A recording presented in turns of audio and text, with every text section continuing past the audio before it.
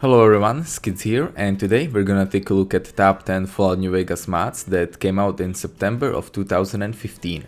Now as always, this is my personal list, and if you don't agree with it, feel free to post your own mods or opinions down in the comments below.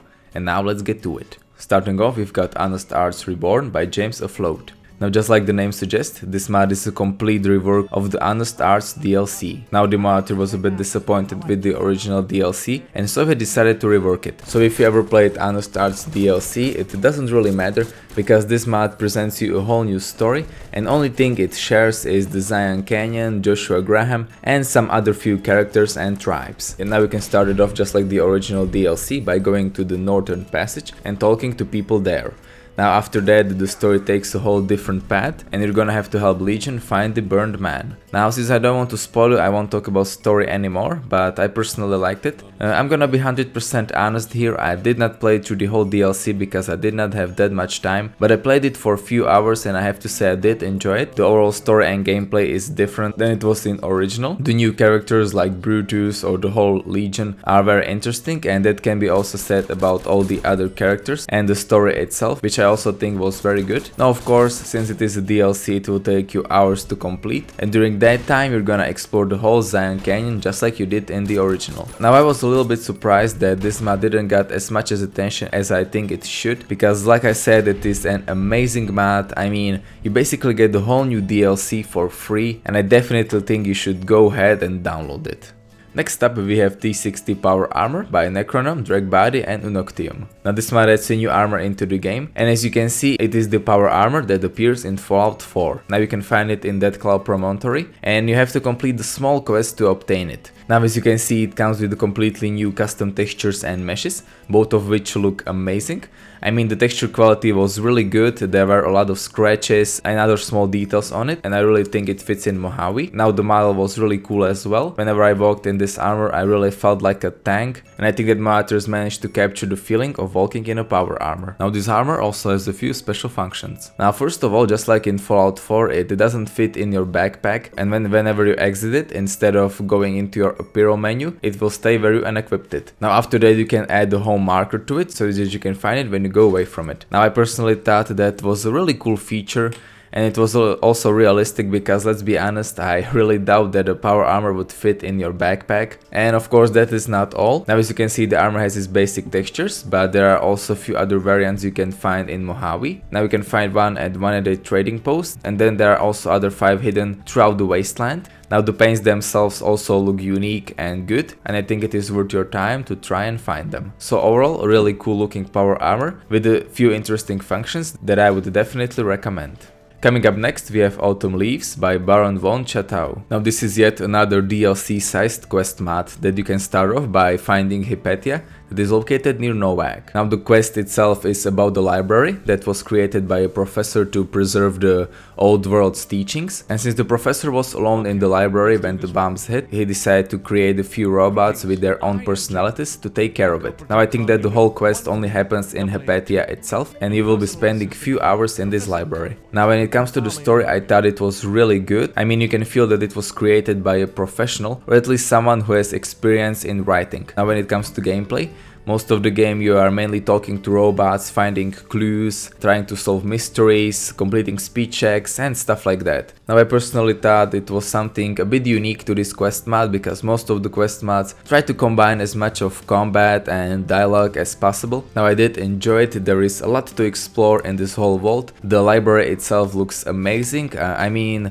the whole location on overall has some amazing visuals, you get to see some unique places in the vault itself. Now my personal favorite thing about this mod were the characters. Starting from James to Helena and mainly Roland, all of characters had unique personalities and I really enjoyed having conversations with them. The voice acting was superb as well, so if you're looking for a good DLC sized quest mod, then this one is definitely for you.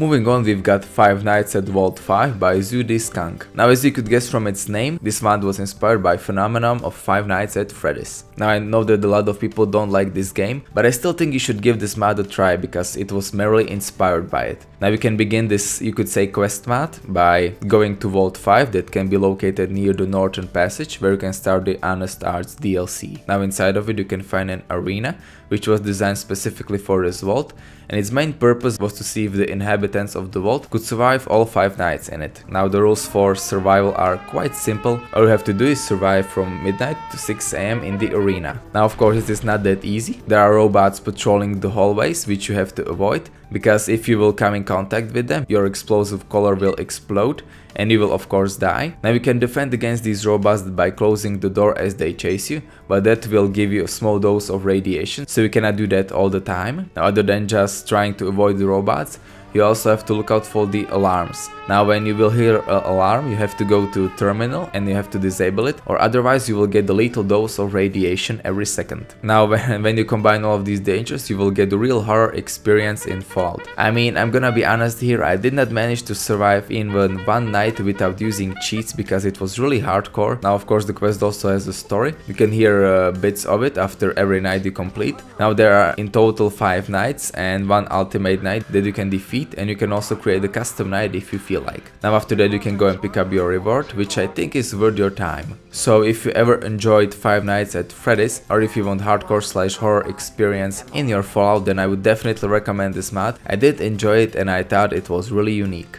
Next up we have the Enamel Rifle by EddieK28. This mod adds a new weapon in your game. Now, its location is hidden, you can find it somewhere north of the Good Springs. Now, as you can see on screen right now, this weapon comes with custom meshes and textures. The texture job was not bad, I did enjoy the textures. Now, when it comes to model, it was unique. I don't think I ever saw this type of model in Fallout New Vegas before. Now, as you can see, there is a small side screen on the model itself that is part of its unique feature. Now, this unique feature I'm talking about is the fact that you actually have to crank up this rifle for it to be able to shoot. Now, to explain this a bit further, there are 2 mods for this weapon. The first one is the charge mode, where you have to click the left mouse button or whatever button you use to shoot to basically round up ammunition until your weapon is fully charged. You can track the progress of it on the screen I mentioned before. Now, after your weapon is charged, you can place the reload again, and then you can shoot it like a normal weapon. I think that this is a really cool, unique feature that I did not saw in weapons before, and it kinda reminded me of laser musket that we could see in Fallout 4 gameplay. Now, the weapon itself is not very overpowered nor underpowered, it was kinda balanced, even though it can be a little bit underpowered since it can only hold 60 bullets and it shoots 2 energy cells per 1 shot, which means that you can run out of ammo quite easily. Now, other than that, there are also a few mods available for it. One that will add a scope to it, then we've got the rubber grip and improved electrolyte. Overall, I thought this was a really cool, good looking, unique weapon, and I think that you should definitely check it out. Moving on, we've got Vending Machines of the Wastes Part 2 by Gribble8 and TrickyVein. Now, this is rather small but a very useful mod.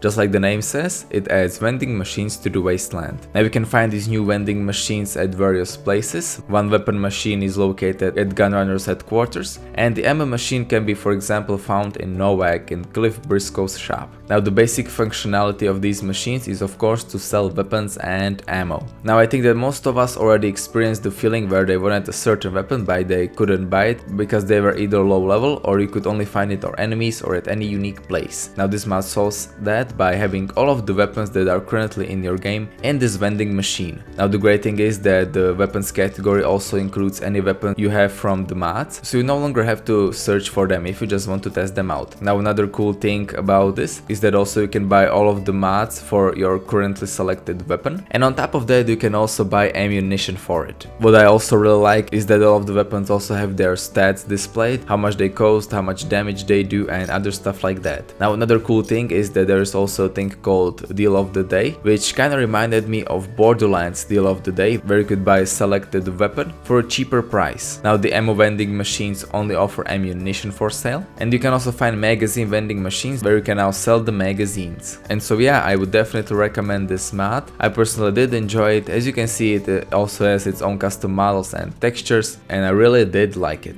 Next up we have Custom Robot Followers 3 by Mindboggles. Now, I already reviewed the previous 2 Custom Robot Follower mods, And if you did try them out, then you basically know what you can expect. This mod has 3 new robot companions into your game. Now you can find T3M4 at Repcon Rocket Facility, Swiftus at Novak Abandoned Shack, and Oblivion Drone at the Repcon Headquarters Facility. As you can see, all of these robots have their own custom textures and models. There are actually 2 versions of them. One is the clean version that I am using, and there are also dirty versions of T3M4 and Oblivion Drone that make them a bit more dirty and more fitting into Wasteland. Now I think that all of these robots look pretty cool, and if you already enjoyed the previous custom robot followers, then I don't see any reason why you wouldn't love these ones as well. Now in combat they were also pretty damn overpowered. I tested them out at Jacobstown Mutants and they pretty much had no problems with them. And so yeah, there's not much more to say about these robots. I mean, all of them look pretty damn awesome. Each one of them is unique and has its own custom good looking textures and own custom models. And if you like robots or you know them from sci-fi they are originally from, then I don't see any reason why you shouldn't download them.